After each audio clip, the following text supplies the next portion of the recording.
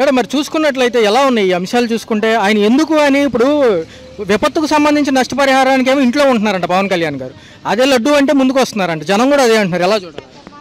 చూసేదే ఉంది, diversion politics ఇవి. ఇప్పుడు ప్రజలు ఇబ్బందుల్లో ఉన్నప్పుడు ఫ్యాన్స్ ఫాలోయింగ్ ఉంటుంది, అక్కడికి వెళ్ళి వాళ్ళని ఇబ్బంది పెట్టడం ఎందుకు అని చెప్పేసి ఒక స్టేట్మెంట్ ఇచ్చేశారు. కానీ బర్త్డే సెలబ్రేషన్స్ సెలబ్రేట్ చేసుకోవచ్చు. అదే టైంలో ఇక్కడ ప్రజలందరూ ఆయన డిప్యూటీ సీఎంగా ఉన్నటువంటి రాష్ట్రంలో పెద్దవాళ్ళ దగ్గర నుంచి పిల్లల దగ్గర నుంచి రాత్రులు కరెంటు లేక పాములతో అసలు చాలా ఇబ్బంది పడుతున్నారు. అటువంటి వాళ్ళని కనీసం ఒక బాధ్యత గల అధికారిగా వచ్చి పరామర్శించాలి. కనీసం దానికి కూడా రాకుండా ఒక చిన్న స్టేట్మెంట్ ఇచ్చేసారు. ఏమని, నాకు ఫ్యాన్స్ ఫాలోయింగ్ అని ఆయనే చెప్పేసుకున్నారు. ఫ్యాన్స్ ఫాలోయింగ్ ఉంటుంది, ప్రజల్ని ఇబ్బంది పెట్టకూడదని నేను రావట్లేదని. ఎవరైనా అలా చెప్తారండి? ఇప్పుడు మీరేంటి పొలిటీషియన్, యాక్టర్ కాదు కదా. మీరు పొలిటీషియన్గా ఉన్నప్పుడు మీది రెస్పాన్సిబిలిటీ అది.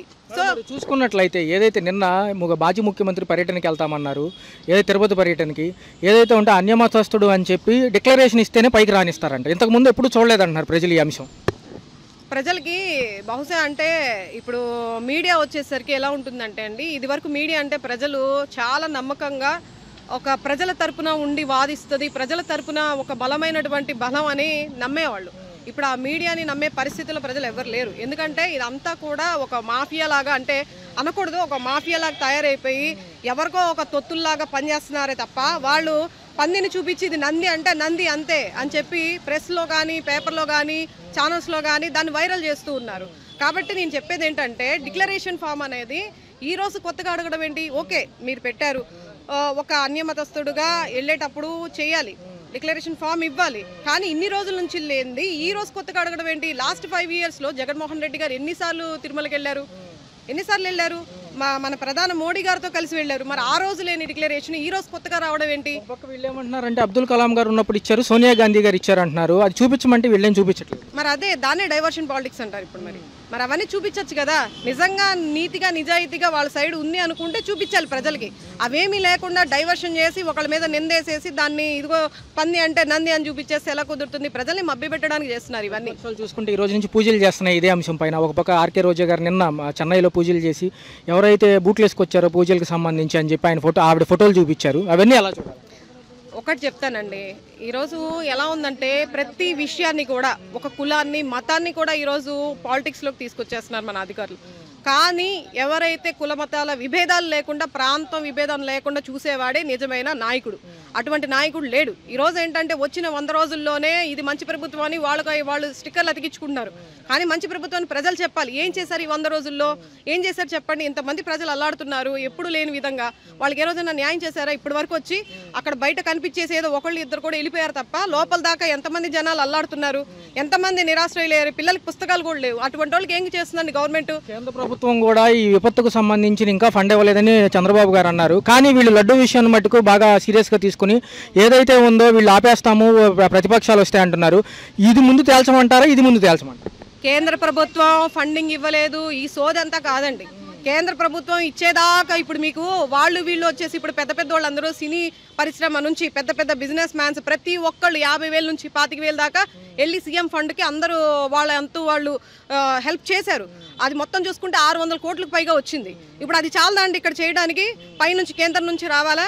ఇవన్నీ సుత్తి మాటలు చెప్పొద్దని చెప్పండి. ప్రజలకి సహాయం చేసుకోవాలనుకుంటే ఎలాగన్నా చేయొచ్చు, అంతే తప్ప వాళ్ళ అకౌంట్లోకి జమ చేసుకోవాలంటే ఇవన్నీ వాళ్ళు ఇవ్వలేదు వీళ్ళు ఇవ్వలేదు అని సాకులు చెప్పడం కాదు.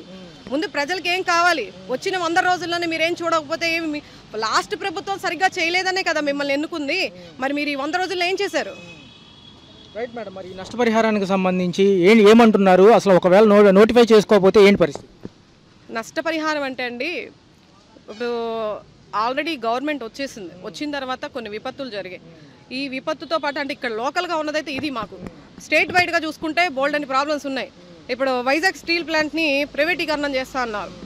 దానికి మన మోడీ గారు కేంద్రం నుంచి ఆమోదం ఉంటే దానికి వీళ్ళు సపోర్ట్ చేసి అది జరగకూడదని ప్రజలు ఎన్నుకున్నారు. ఆ రోజు అక్కడంతా ఫైట్ చేశారు కార్మికులందరూ కూడా, అది జరగకూడదని. కానీ ఈరోజు పవన్ కళ్యాణ్ గారు కానీ చంద్రబాబు నాయుడు గారు కానీ దానికి మద్దతు ఇస్తున్నట్టు మౌనంగా ఇవన్నీ కూడా అడుగుతారు, ప్రజలందరూ కూడా ప్రశ్నిస్తారని డైవర్షన్ పాలిటిక్స్ చేస్తూ తిరుమల లడ్డు అని చెప్పి ఒకరోజు, తిరుమల లడ్డు అయిపోయిన తర్వాత పవన్ కళ్యాణ్ గారు సనాతన ధర్మం అని ఒకరోజు కులాల్ని మతాల్ని తీసుకొచ్చి అంటే విభజన చేసి పాలించాలని చూస్తున్నారు.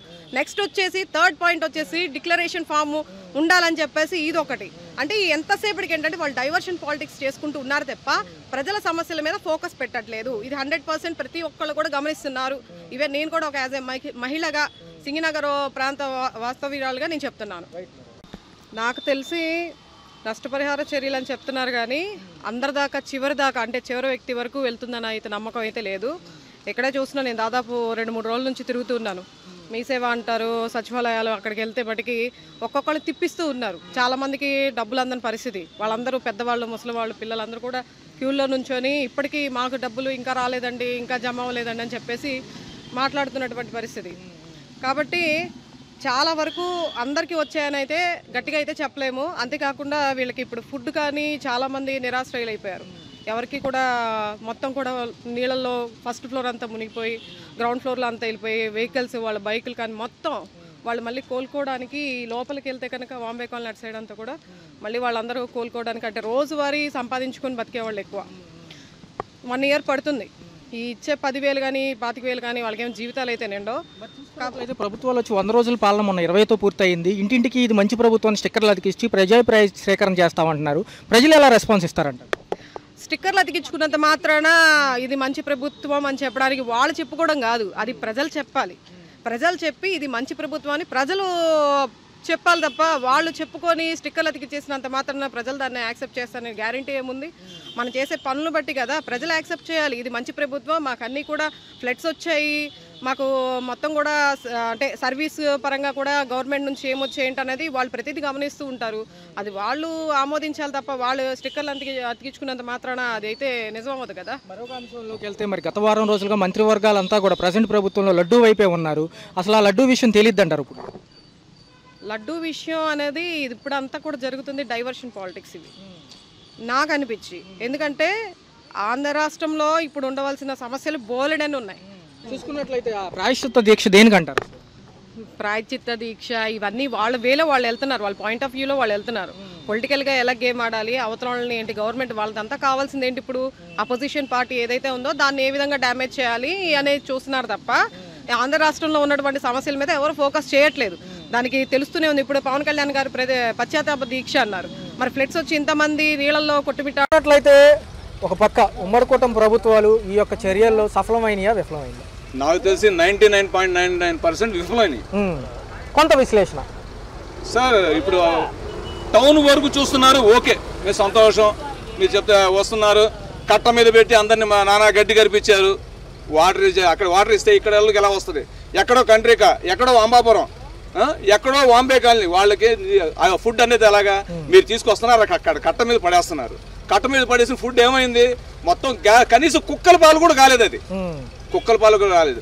వీళ్ళేమో బండ్లకి వేస్తున్నాం అంటున్నారు, పడవలకి వేసి పంపిస్తాం అన్నాడు. పడవలో వాళ్ళు ఏం చేశారు, తీసుకొచ్చి ఏదో మూలకు తీసుకెళ్లి సంచులు పడేయడం, ఆ వాటర్ అమ్ముకున్నారు. బాటిల్ వచ్చి 5 రూపాయలకు అమ్ముకున్నారు, బాటిల్ ప్రతి బాటిల్ 5 రూపాయలకు అమ్ముకున్నారు. పాల ప్యాకెట్ 5 రూపాయలకు అమ్ముకున్నారు. బోట్లోళ్ళు నేను 5,000 ఇచ్చి వెళ్ళానండి, 5,000 ఇచ్చి నా ఫ్యామిలీని తీసుకెళ్ళా. నా సామాన్ మొత్తం వాంబేకాలని, మాది అమ్మాపురం పంచాయతీ అండి. మా ఇవాళ కూడా నాకు దారుణంగా ఉంది. టౌన్ లో మాత్రం శానిటేషన్ సింగనారం వరకు మాత్రం శానిటేషన్ జరుగుతుంది, మాకు మాత్రం ఎటువంటి ఫలితం లేదు. మాకు అసలు ఎమ్మెల్యే ఎలా ఉంటాడో అతని ముఖం ఎలా ఉంటుందో కూడా మాకు తెలియదు అంటే మీరు నమ్ముతారా? డిప్యూటీ సీఎం గారు కానివ్వండి, చంద్రబాబు నాయుడు గారు యొక్క స్ట్రాటజీ కానివ్వండి, ఆయన పనితీరు ఏమైనా పనికొచ్చిందా ఈ వరదల్లో? ఏమండి ఒక చిన్న డౌట్ సార్, ఇంతకుముందు నాకు తెలిసి 5 వరదలు నేను చూశాను సార్. 86 నుండి నేను రంగా గారి హయాం నుండి రంగా వరకు చూస్తున్నాను ఇక్కడ. కానీ ఎప్పుడు లేని అనుభవాలు నాకు ఎదురైంది ఈసారి. ఎందుకంటే ఫస్ట్ మాకు వరద వస్తుందంటే ఇన్ఫార్మ్ అయ్యేది, కానీ ఈసారి ఇన్ఫర్మేషన్ కదా. నేను ఫోన్ చేసి మా ప్రెసిడెంట్ గారికి ఫోన్ చేసి, సార్ మా ఇంటి దగ్గర ఉన్న 3 అడుగులు ఉంటుంది సార్, మా ట్రాన్స్ఫారం 3 అడుగులు భూమికి 4 అడుగులు దాటితే 4 అంగుళాలు వస్తే ట్రాన్స్ఫారం మునిగిపోతుంది సార్, వెంటనే మీరు పవర్ ఆఫ్ చేయించండి అని ఫోన్ చేస్తే ఏఈకి ఫోన్ చేసి అప్పుడు కట్ చేయించారు. ఏమాత్రం నేను లెగడం ఆలస్యమైన ఉంటే ఎంతమంది చచ్చేవాళ్ళం ఒక్కసారి చెప్పండి. ఈకి ఇంత ముందు కూడా ఫోన్లో మాట్లాడడం జరిగింది. వాళ్ళకి వీళ్ళు వస్తారు కదా, లైన్ మెన్లు వస్తారు, వాళ్ళకి ఎన్నోసార్లు చెప్పాను సార్ మాకు చాలా రోడ్డుకి చాలా దగ్గరలో ఉంది, ఇది మార్చాలని. ఇప్పుడు దాకా మార్చలేదు, కావాలంటే మీరు చెల్లి చూసుకోవచ్చు. 5వ నెంబర్ రోడ్లో లాస్ట్ లో ఉంటుంది ట్రాన్స్ఫర్. అంబాపురం 5వ నెంబర్ రోడ్డు లాస్ట్ లో ఉంటుంది. ఇంత ఉధృతి సమయంలో ఒకవేళ వాలంటీర్ వ్యవస్థ ఉంటే ఎలా ఉంది? నాకు తెలిసి దేవుళ్ళ కాపాడుకునేవారు సార్. కనీసం ఫుడ్ వాటర్ ప్రతి లాస్ట్ హౌస్ వరకు అందేది. వాళ్ళు లేకపోవడం మైనస్ సార్. చంద్రబాబు నాయుడుకి ఏ దృష్టితో చూసుకున్నాడో తెలియదు, కానీ నాకు తెలిసి అతను చాలా పెద్ద తప్పు చేసింది ఏంటంటే వాలంటరీ వ్యవస్థని కంటిన్యూ చేయకుండా ఉండడం చాలా పెద్ద తప్పు. ఇది ఇలాంటి వ్యవస్థ వచ్చింది. ఇదే కరోనాలో జరుగుంటాయండి. ఈ హయాంలో ఈ గవర్నమెంట్ లో కరోనా వచ్చి ఉంటే ఒకడు బతికేవాడు కాదు. నాకు తెలిసి కోట్లలో పోయేవాళ్ళు. 5.5 కోట్లు ఉన్న ఆంధ్రప్రదేశ్ 1.5 కోటికి వచ్చేసేది గ్యారంటీగా. అది మాత్రం గ్యారంటీ. ఒక పక్క డిప్యూటీ సీఎం గారేమో 5 కోట్లు విరాళం ఇచ్చారు, మాజీ ముఖ్యమంత్రి జగన్మోహన్ రెడ్డి గారు 1 కోటి రూపాయలు విరాళం ఇచ్చారు అంటున్నారు. పేదవాడికి అందే పరిస్థితి ఉందా? సార్ అవి పెద్ద విషయాలు, అది మనకు అనవసరమైన విషయాలు. ఎవడు ఏమి ఇచ్చాడు ఏమి అనవసరం. మనకి ఇక్కడ జరిగిన దానికి ఏంటి అనేది ఆలోచన ఉండాలి, అంతవరకే. కానీ వాళ్ళ పెద్ద విషయాలు మాకు అవసరం లేదు సార్. ఇప్పుడు నేను ఉన్నాను చిన్న వ్యాపారస్తు, ఏదో ఫోటోగ్రాఫర్ని. నా సామాన్లు మొత్తం కొట్టుకెళ్ళిపోయినాయి. నాకు ఫుడ్ కూడా లేని పరిస్థితులు 0 నుండి స్టార్ట్ అయ్యి మళ్ళీ ఇప్పుడు 0కి వచ్చి నుంచొని ఉన్నాను. నాలాంటి ఇప్పుడు చూడండి, మెకానిక్ షెడ్ దగ్గర ఆటోను తోలుకుందామని వచ్చేసి ఆ ఆటో కూడా దొరకకుండా రోడ్డు మీద నుంచున్న పరిస్థితి నాది. నాలాంటి వాళ్ళు ఎంతమంది ఉన్నారు విజయవాడలో? ఇప్పుడు 3 లక్షల మంది మునిగిపోయారు. 3 లక్షల మంది కూడా ఇప్పుడు జీవనోపాధి 90% కూలిపోయారు. ఏమీ లేదు. ఇదే అంశం ప్రకారం చూసుకుంటే కృష్ణా నది పైన ఏదైతే రిటైనింగ్ వాళ్ళు కృష్ణలంక వాసులకు కట్టారు, అది 3 లక్షల మందిని కాపాడింది అంటున్నారు. దానిపైన మీ అభిప్రాయం? 100% అండి. ఎందుకంటే అది ఎవరైనా చేయనివ్వండి, అది గవర్నమెంట్ తరఫు నుండి ప్రజాధనంతో చేసింది, కానీ మంచి చేశాడు. అది ఒకటి మాత్రం నేను చెప్పగలను. మరొక అంశం తీసుకుంటే ప్రకాశం బ్యారేజీలు బోట్లు గుద్దుకోవడంలో కుట్రకోణం ఉందా, సహజంగా జరిగింది? ఏమండి ఇది మరి నవ్వుగా అనిపించట్లేదు మీకు? ఎవరిని చూసేస్తాడండి? ఆ తోడి వల్ల ఇక్కడ ఉపయోగం అంటే ఏమన్నా హీమేనా అటు వచ్చి చేతులు పెడతాడా సీఎం? లేదు పెట్టలేడు కదా. అది వచ్చి గుద్దుకున్నా. నిజంగా ఒక విధంగా చెప్పాలంటే దానికి ఇవాళ దాని స్ట్రెంగ్త్ ఏంటో అదే మన బ్రిడ్జ్ నిరూపించుకుంది. దానికి అప్పటి ఇంజనీరింగ్ నేను యాక్సెప్ట్ చేస్తున్నాను. మరొక అంశం చూసుకుంటే ఏదైతే మాజీ ప్రభుత్వాల మంత్రులు ఏమైనా సమీక్షకు వచ్చారా? ఇప్పుడు దాకా నాకు మా ఏరియాకి అయితే ఎవడు వచ్చినోడు కూడా దిక్కులేదు సార్. మా ప్రెసిడెంట్ ఒక్కడే పాప సీతయ్య గారు, ఆయన పేరు గండికోట సీతయ్య గారు, పాప పిచ్చోళ్ళగా 4 నేసుకొని తిరుగుతూ ఉంటాడండి. ఆయన ఎవరికి ఏం కావాలని తిరుగుతూ ఉంటాడండి. ఆయన ఒక్కడు. ఆయన ఇవాళ నిజం చెప్తున్నానండి. ఇంకో గొప్ప జోక్ ఏంటంటే ఇవాళ కూడా మాకు గవర్నమెంట్ నుండి ఏ సాయం లేదండి. దానికి నిదర్శనం ఏంటి చేస్తారు సార్? మేము తాగే వాటర్ కూడా ఆయన సొంత డబ్బులతో వేస్తున్నాడు అండి ఇవాళకి, సిన్స్ టుడే. సార్ చూసుకున్నట్లయితే ఒక పక్క ఈ యొక్క ఉధృతికి సంబంధించిన అంశాల్లో ప్రతిపక్షాలు పాలకపక్షాలు ఉమ్మడిగా కృషి చేస్తే ఎలా ఉంటుంది? నాకు తెలిసి 100% చాలా బాగుంటుంది సార్. ఎందుకంటే ఇక్కడ ఇప్పుడు తన్నుకునే టైం కాదు ఇది. అందరూ సపోర్ట్ చేసుకుంటూ ఒకరినొకరు సపోర్ట్ చేసుకుంటూ ముందుకు పోయే టైం ఇది. దాన్ని పాజిటివ్గా తీసుకుంటే అంత బాగుంటుందని నేను ఒక పక్క చూసుకుంటే చంద్రబాబు నాయుడు అరెస్టు హయాంలో పవన్ కళ్యాణ్ గారు రోడ్డు మీద తన నిరసన చెప్పి రోడ్డు మీద పడుకున్నారు. మరి వరద బాధితుల కోసం ఏం చేయబోతున్నారు? ఆయన గురించి నేను మాట్లాడడం చాలా తక్కువ మాట్లాడాలనుకుంటున్నాను. ఎందుకంటే ఆయన నేను బయటకు వస్తే జనాలు జామ్ అయిపోతారు. అదేం మాట అండి? తను ఒక పదవిలో ఉన్నాడు. వాళ్ళ ఆయన హీరోగా ఆలోచించుకుంటున్నాడు. ఎందుకని అంటే ఏం లేదు సార్, దేవుడు ఏమన్నా నన్ను రావద్దన్నారు, నేను రాలేదు అంటున్నారు. వస్తే ఏం జరిగింది సార్? ఒకటి సార్, ఆయన ఇదే సూపర్ హీరో కావచ్చు, ఏదైనా కావచ్చు. తను ఇప్పుడు ఒక హోదాలో ఉన్న పెద్ద నాయకుడు, డిప్యూటీ ఆఫ్ సీఎం. అంటే సీఎం తర్వాత సీఎం అయినప్పుడు అంటే మేమందరం ఆయన పిల్లలే కదా సార్. పిల్లలు చూడండి, తండ్రి రాయడానికి ఎవడైనా అడ్డం పడాలా? ఎవడో వస్తాడని ఆగిపోతాడా? అది ఎంతవరకు సార్ రైట్ సార్? తన బాధ్యత తను నిర్వహించాలి, అంతవరకే. ఎవడో వస్తా అంటే ఇప్పుడు సీఎం వస్తున్నారని చెప్పి బందోబస్తు ఏర్పాటు చేస్తున్నారు. అతను కూడా అదే జడ్ కేటగిరీ కదా. ఇప్పుడు జడ్ కేటగిరీనా కదా? జడ్ కేటగిరీ ఉన్నప్పుడు క్లీన్ చేసుకుని జనాల మధ్యలో వచ్చి సీఎం గారు కూడా వచ్చి సిగ్నల్ చూసి వెళ్ళాడు. ఇవాళ దాకా లోన్ వచ్చారా? అందరూ 10 సార్లు పేపర్లు చూపిస్తున్నారు మాకు. లోన్కి వస్తున్నారు, లోన్ వచ్చారు వచ్చి ఎవరికి ఏం చేశారు? ఒకటి సార్, ఇదంతా హంబక్ సార్. నేను చిన్నప్పటి నుండి చూస్తున్నాను. ఎవరి స్వార్థం వాడిది. సార్ ఫైనల్ గా చూసుకుంటే విరాళాలు సేకరించడం జరుగుతుంది, పేద ప్రజలకు అందిద్దాం సార్. ఐస్ గడ్డ తెలుసా? కథ తెలుసా మీకు? మంచుగడ్డ కథ తెలుసు కదా? పై చేతిలో పెడితే కింద చేతిలో వచ్చేటప్పుడు వాటరే మిగిలింది. అదే చేతిలోకి జనాల చేతిలోకి వచ్చేది అదే. అంత దూరం సార్. మా ఇంతకు ముందు సోదరుడు చెప్పాడు, ప్రతి కామ్రేడ్ తన వెహికల్ కి 6 నుండి 9,700 వరకు 9,000 మెన్షన్ చేస్తున్నాను సార్. 9,700 వరకు ఇన్సూరెన్స్ కడుతున్నాం. అసలు మేము ఎందుకు కట్టాలి?